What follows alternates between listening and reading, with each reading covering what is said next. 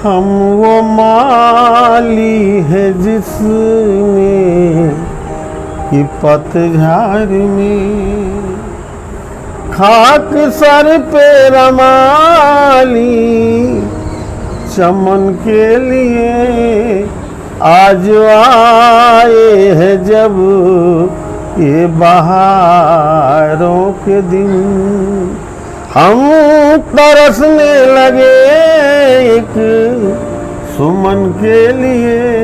इसलिए मैं तो कहूँगा अपने मौलाना साहबान लोगों से भड़काने वाली बात न करो। नमस्कार, मैं हूँ हिमांशु त्रिपाठी। आप देख रहे हैं द अर्थ न्यूज इंडिया। जनपद अंबेडकर नगर में आज हम हैं। एक ऐसे ब्राह्मण चेहरे से आज हम आपको रूबरू करवाएंगे जिनके पीछे बड़ी कहानियां हैं। एक कुशल राजनीतिक अनुभव आपके साथ है और आपको हम बताते चलें कि कुछ दुर्घटना से ग्रसित भी रहे और बेड रेस्ट पे थे। बड़े मिन्नतों के बाद किसी तरीके से आपको कुर्सी पे बिठाया गया।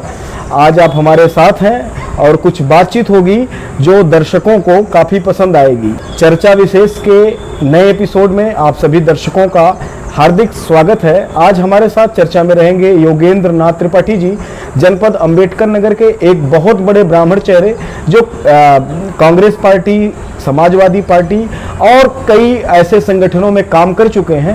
आपका द अर्थ न्यूज इंडिया में बहुत बहुत स्वागत है। बहुत बहुत धन्यवाद भैया। घटना के बाद स्थिति कैसी है, अभी दर्शकों से क्या बता रहे हैं? देखिए, माँ दुर्गा जी की कृपा है कि दुर्घटना बहुत ज़बरदस्त हुई और उसमें मैं बच गया।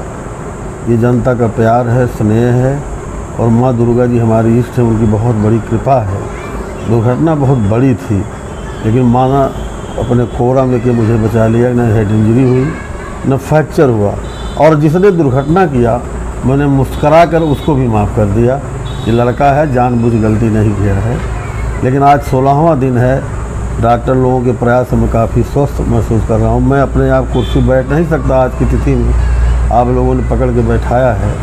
मुझे लगता है कि 15-20 दिन में मैं पूर्णतः स्वस्थ हो जाऊँगा। बड़ा महत्वपूर्ण है दिन। हिंदू और मुस्लिम की बात करें, विशेष आज का दिन यूँ होता है कि भारतीय जनता पार्टी सत्ता में है और the Kashmir file movie release होने के बाद से लेके अब तक जो भारत में बदलती हुई राजनीतिक सामाजिक तस्वीर है, उसके बाद एक ही दिन दोनों समुदायों का महत्वपूर्ण त्यौहार पड़ जाना और उधर लाउड स्पीकर का उतरना, ये एक जो असमंजस की स्थिति है। यहाँ उत्तर प्रदेश में सामंजस्य कैसे बनाया जा रहा है? आप समाजवादी पार्टी के नेता हैं। देखिए, मैं ये कहता हूँ कि जहाँ तक भगवान परशुराम जी की आज जयंती है, जयंती नहीं मैं उनकी जन्मोत्सव मानता हूँ, क्योंकि आज भी परशुराम भगवान हमारे बीच में हैं। भगवान श्री हरि विष्णु के 6वें अवतार भगवान श्री परशुराम आज भी हमारे बीच में, मैं उनको नमन करता हूँ। हमारे देश का, हमारे प्रदेश का जो दूसरा हमारा भाई है मुस्लिम समुदाय का, उसको मैं ईद की बधाई देता हूँ। हमारा अपना मानना है, हम सभी लोगों को एक साथ मिलजुल के त्यौहार मनाना चाहिए, जयंती मनाना चाहिए। सब कुछ एक दूसरे का सहयोग करना चाहिए। कहीं आपस में किसी प्रकार की भिन्नता नहीं आनी चाहिए। आपने लाउड स्पीकर की चर्चा की, ये उत्तर प्रदेश सरकार की अपना निर्णय है, उस पर मैं कोई टिप्पणी नहीं करना चाहता। जो कर रहे हैं ठीक है, अच्छी बात है, मैं उसको कुछ नहीं बोलना चाहता। लेकिन मैं सांप्रदायिक सौहार्द बना रहे इसका समर्थक हूँ और सबसे अपील यही करता हूँ कि सब लोग मिलजुल के अपना अपना काम करें। चलिए, बड़े खूबसूरती से आपने इसका जवाब दिया। वैसे इस सरकार के निर्णय के बाद कोई भी खुल के, क्योंकि मस्जिदों से अगर उतारे गए लाउड स्पीकर तो मंदिरों से भी उतारे गए। इसमें आलोचना इसलिए नहीं हो सकती, किसी एक विशेष संप्रदाय के प्रति नहीं किया गया है। मंदिर मस्जिद दोनों के लिए समान रूप से एक आदेश है, तो इस पर अनावश्यक टिप्पणी नहीं करनी चाहिए। एक कहानी है कि हालांकि ये इतिहास के पन्नों में दर्ज नहीं है, भारत के साथ एक सबसे बड़ी समस्या और विडंबना ये रही है कि यहाँ सच्ची और अच्छी घटनाएं इतिहास के पन्नों में कहीं ना कहीं दबा दी जाती हैं, वो सबके सामने नहीं आता है। स्वतंत्रता संग्राम सेनानी और उनकी पेंशन, जनपद अंबेडकर नगर, ये तीनों का कनेक्शन क्या है? कनेक्शन ये है कि प्रधानमंत्री श्रीमती इंदिरा गांधी थी, जो एक ऐतिहासिक प्रधानमंत्री थी, साहसी प्रधानमंत्री थी। और हमारे जनपद का सौभाग्य था जिसने पूरे मुल्क में गजल का हिंदीकरण कर दिया। ऐसे जियाराम शुक्ल विकल साकेती जो आज हमारे बीच में नहीं है, वो कटहरी के विधायक हुआ करते थे। बहराइच में मैडम आई थी, इंदिरा जी आई थी, और स्वतंत्रता संग्राम सेनानी का सम्मान नहीं हो पाया था। बहुत दुखी थे सेनानी लोग। तो कुछ वरिष्ठ नेताओं ने कहा कि विकल जी, आप कवि भी हैं, विधायक भी हैं, सेनानियों के सम्मान में मैडम से कुछ कहिए, कविता के माध्यम से कहिए। वही उन्होंने एक कविता पढ़ी, मैडम बहुत भावुक हुई इंदिरा गांधी जी ने, और उस सभा के बाद उन्होंने इलाहाबाद में स्वतंत्रता संग्राम सेनानियों का एक महासंगम बुलाया, सबका अभिनंदन किया और वहीं पेंशन बांध दिया। ये जनपद अंबेडकर नगर का अचीवमेंट है। ये जनपद अंबेडकर नगर की देन है कि पूरे भारत में हमारे जितने भी सेनानी थे, जो हमारे लिए परम आदरणीय है पूरे देश के लिए, उनको जो पेंशन मिली उसके पीछे अंबेडकर नगर ही है। अंबेडकर नगर ने ही पेंशन दिलवा दिया अपनी बौद्धिक क्षमता के आधार पर। क्या लाइनें थी? लाइन मुझे पता है, क्योंकि लाइन विकल जी की थी। कांग्रेस का मैं वर्कर था, बहुत मामूली सा वर्कर था, जिंदाबाद करता था, पोस्टर लगाता था। इतिहास मुझे पता है, मैं वहाँ मौजूद तो नहीं था, लेकिन इतिहास मुझे पता है। और स्वयं जब मैं जिला अध्यक्ष बना कांग्रेस अंबेडकर नगर का, उसके पहले विकल जी ही अध्यक्ष रहते थे, उनके बाद मैं अध्यक्ष हुआ। तो काफ़ी उनका हमारा जो एक साथ बहुत दिनों तक रहना हुआ, तो उन्होंने अपने ऐतिहासिक जो उनका अनुभव था सब कुछ हमसे बताया करते थे, शेयर करते थे। इसमें ये बात उन्होंने मुझसे खुद बताई। तो वो विकल जी ने क्या लाइनें थी? शायद ये रूप अभी तक अंबेडकर नगर वालों ने नहीं देखा होगा, उत्तर प्रदेश वालों ने नहीं देखा होगा। चूँकि ऐसा है कि चोट में हूँ, पसलियों में चोट है, सांस ज़्यादा खींच नहीं सकता, जैसा है टूटा लेकिन आप दर्शक ऐसे हमारे पसंद करेंगे। लेकिन आप ऐसे जुझारू पत्रकार के निवेदन को अपने सांस के अंतिम क्षणों तक स्वीकार करता रहूं। बहुत अच्छे, धन्यवाद आपको। आप प्रेषित करें तो दर्शकों। हमारे विकल साकेती जो विधायक थे, उन्होंने स्वतंत्रता संग्राम सेनानियों की तरफ से पढ़ा था। जी। हम वो माली है जिसने कि पतझड़ में खाक सर पे रमाली, चमन के लिए आज आए हैं जब ये बहारों के दिन। हम तरसने लगे एक सुमन के लिए, क्या बात है। आज आए हैं जब ये बहारों के दिन। सेनानियों की मंशा ये थी, सेनानी की तरफ से कह रहे थे, इसलिए उन्होंने कहा, पूरे देश के लिए कहा, सबको अमृत की दो बूंद मिलती रहे। हमने सारा जन्म सिंधु मंथन किया, जो किनारे रहे वारुणी पा गए। हमको विष मिल गया आचमन के लिए। क्या बात है। हमको विष मिल गया आचमन के लिए। उन्होंने भीड़ की तरफ इशारा किया। एक पपीहा पंछी है जो स्वाति नक्षत्र का ही जल पीता है। पपीहा पंछी, पपीहा पंछी जो स्वाति है, नक्षत्र का, केवल स्वाति नक्षत्र का ही जल पिएगा। अगर स्वाति नक्षत्र में जल नहीं गिरा तो पूरे साल पानी नहीं पिएगा। क्या बात है। विकल जी ने क्या उपमा दी उसमें। मैं आज वो स्वर्गीय हैं, हमारे बीच में नहीं है, लेकिन पूरे देश को उनका आदर करना चाहिए। उन्होंने कहा कि जिसको स्वाति के जल से मिले जिंदगी, उनको सावन के बादल से क्या वास्ता। आप एक बूंद बन के बरस जाइए। मन सोला विकल है समन के लिए, आप एक बूंद बन के बरस जाइए। फिर दो लाइन उनके स्वागत में भी कह दिया। विकल जी ने अंतिम पंक्तियां उन्होंने इंदिरा जी के लिए स्वागत में भी कह दिया। ओके।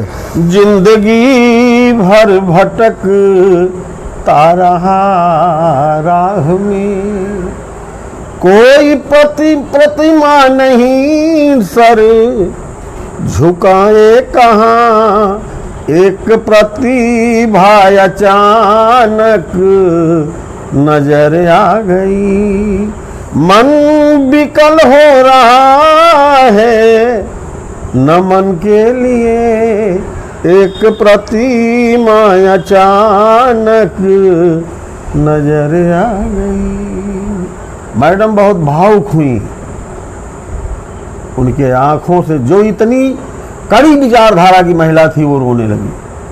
और उसने इसी के बाद संगम नगरी इलाहाबाद में सारे सेनानियों का संगम बुलाया और सबको सम्मानित किया। मतलब उसके पहले स्वतंत्रता संग्राम सेनानियों को पेंशन नहीं मिलती थी? मुझे तो यही लगता है कि इंदिरा जी ने शुरू किया, इसका मतलब उसके पहले नहीं मिलती थी। अभी एक माहौल भारत में कुछ मौलवी आ जाते हैं, कुछ हिंदू धर्म गुरु आ जाते हैं, अजीब अजीब सी बातें करते नजर आते हैं, क्या कुछ कहेंगे उनके लिए? मैं ये कहूँगा कि चाहे वो मौलवी साहबान हो, चाहे हिंदू धर्म के संत महात्मा हो, जब हम अपने घर में कथा सुनते हैं, सत्यनारायण भगवान की जो हमारे यहाँ कथा होती है, तो लास्ट में पंडित जी नारा बुलवाते हैं कि विश्व का कल्याण हो, प्राणियों में सद्भावना हो, धर्म की जय हो, अधर्म का नाश हो। तो मैं तो ये नहीं मानता कि मेरा सनातन धर्म जो है, जहाँ तक भी हो, यही सबसे पुराना धर्म है, यही प्राचीन धर्म है। बाकी और धर्म नहीं, सब नए हैं। ये प्राचीन धर्म पूरे मानव नहीं, प्राणी मात्र का कल्याण चाहता है। इसलिए मैं तो कहूँगा अपने मौलाना साहबान लोगों से, भड़काने वाली बात न करो। पंडित जी लोगों को तो भड़काने वाली बात मत करो। विवेकानंद जी को देख लीजिए, पंडित रामकृष्ण परमहंस जो माँ काली जी के परम भक्त थे, उनके गुरु थे, आज विवेकानंद आज भी हमारे बीच में जीवित। उनको अनुभव हुआ था कि वो मस्जिद, गुरुद्वारा, सारी जगहों पे महीनों महीनों अपना दिन बिताए और उनके बारे में समझने का प्रयास किया उन्होंने। हिंदू धर्म, सनातन धर्म का प्रचार विदेशों में किया, लेकिन किसी भी धर्म की आलोचना नहीं किया। लेकिन आज तो मुझे लगता है कि धर्म के नाम पे जिस तरीके से लोग बंट गए हैं, मैं आपको मिसाल दे दूं। चलिए मैं सनातन धर्म का व्यक्ति हूं, अगर धर्म के नाम पे ही बंटना, चलिए मैं भी बंट जाता हूं, लेकिन उसके पहले अपने धर्म का पालन करो यार। हम जो सनातनी लोग हैं, एक दूसरे मुकदमा क्यों लड़ रहे हैं, एक दूसरे क्यों मार पीट रहे हैं, एक दूसरे के साथ बेईमानी क्यों कर रहे हैं, एक दूसरे की ईर्ष्या क्यों कर रहे हैं, एक दूसरे की जलन क्यों कर रहे हैं? पिता के प्रति पुत्र का प्रेम नहीं है, पुत्र के प्रति पिता का प्रेम नहीं है, पत्नी के प्रति पति का प्रेम नहीं है। जो सनातन धर्म के मूल सिद्धांत, उसको हम क्यों नहीं मान रहे हैं? केवल जहाँ हिंदू मुसलमान हो, जहाँ दूसरे धर्म के लोग हों, वहीं हमें जज्बात पैदा हो जाता है। जज्बात में धर्म का कोई स्थान नहीं है। प्रेम, सहानुभूति, मोहब्बत में धर्म का स्थान है। एक बहुत बड़ा मुद्दा जो छिड़ा हुआ है धर्म परिवर्तन का। हर जगह छोटी बस्तियों में, दलित बस्तियों में कुछ ऐसे मिशनरी बनाए गए व्यक्ति, सैलरी पे एज ए एम्प्लॉय रखे गए व्यक्ति पहुंचते हैं और वहाँ कुछ लोगों को इकट्ठा करके कन्वर्ट करने की कोशिश कर रहे हैं। ये कहाँ तक आपको सही लगता है? ये सरासर गलत है। उनको ऐसा नहीं करना चाहिए। किसी के गरीबी का मजाक उठाकर उसके धर्म के साथ खिलवाड़ नहीं करना चाहिए। वो अपना धर्म कतई नहीं मानते, चाहे ईसाई मशीनरी के लोग हों, चाहे किसी धर्म मजहब के लोग हों। अगर किसी गरीब बस्ती में, दूसरे धर्म की गरीब बस्ती में जाते हैं और पैसे की लालच और नौकरी की लालच दे के उनका धर्म परिवर्तन कराते हैं, ये उन्हीं के धर्म के सिद्धांत के विपरीत। ऐसा नहीं करना चाहिए। अगर तुम मानवीय गुणों से ओतप्रोत हो, तुम में गुण है मानवीय गुण, तुम ईसाई धर्म के हो, अगर वास्तव मानते हो, तो किसी दूसरे धर्म के व्यक्ति को मदद दे दो।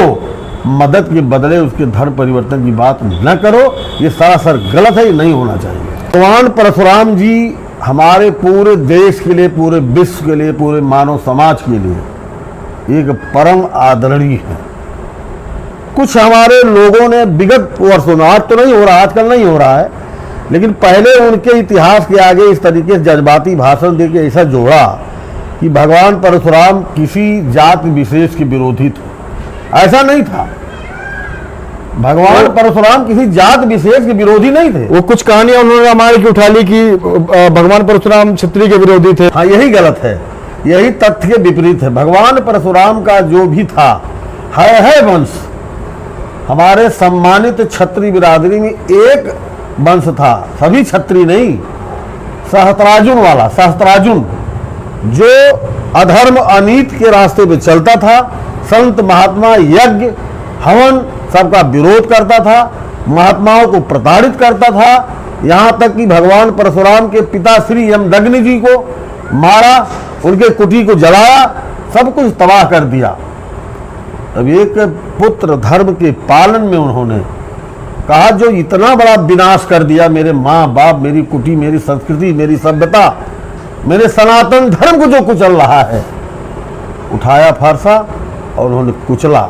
भगवान परशुराम जी ब्राह्मण की हैसियत से नहीं, भगवान राम क्षत्रिय की हैसियत से रावण ऐसे ब्राह्मण को नहीं मारे थे, नहीं, वो तो मर्यादा पुरुषोत्तम थे, वो पृथ्वी पर धर्म की स्थापना के लिए आए थे।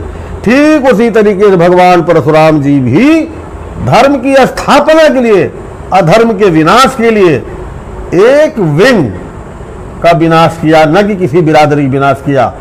अगर ये कोई कहता है कि वो क्षत्रिय विरोधी थे या परशुराम जी को मानने वाले लोग क्षत्रिय विरोधी हैं, तो ये गलत है। परशुराम जी को अगर ब्राह्मण मानता है कि हमारे थे, तो उस पर हमारा कोई भेदभाव, कोई ऐतराज नहीं है। ब्राह्मण घर में जन्म लिए थे, हमारे गौरव थे, गौरव हैं, लेकिन ब्राह्मण वही है जो इस मुल्क में रहने वाले सभी जाति बिरादरी, धर्म, मजहब, गरीब, असहाय, पीड़ित सारे लोगों का उचित संरक्षण दे, वही ब्राह्मण है। ब्राह्मण तो हमेशा समाज में त्याग और बलिदान के लिए पूजा गया है। ब्राह्मण कभी बिरादरीवाद नहीं करता, चाहे वो कितना भी किसी गरीब घर का व्यक्ति हो, अगर ब्रह्मत्व तो है उसके शरीर में परशुराम जी का, तो उस गरीब को भी स्नेह और प्यार देगा। अगर परशुराम जी की जयंती मनाई जाए तो मैं तो ये समझता हूँ कि लोगों में अन्याय के प्रति लड़ने की क्षमता बढ़ेगी, अधर्म और अन्याय को समाप्त करने के लिए, धर्म की स्थापना करने के लिए सारे लोगों में क्षमता बढ़ेगी। इसलिए हमारे बीच में परम आदरणीय है, न वो किसी जात के विरोधी थे और न किसी जातवादी संगठन खड़ा किए थे, वो मानवीय संगठन के प्रणेता थे। और उन्होंने जो उठाया फरसा, वो अधर्म अनीत को समाप्त करने के लिए किया। किसी बिरादरी के प्रति उनका कोई द्वेष या मतभेद नहीं था। बहुत बहुत धन्यवाद, आपने अपना समय दिया। दर्शकों से मुझे जहां तक लग रहा है कि ये वीडियो आपको पसंद आई होगी। अगर पसंद आई है तो चैनल को लाइक करिए, सब्सक्राइब करिए और इस वीडियो को शेयर करिए। अगले एपिसोड में नए शख्सियत के साथ जल्द ही रूबरू होंगे। तब तक देखते रहिए द अर्थ न्यूज इंडिया। मैं हूं हिमांशु त्रिपाठी।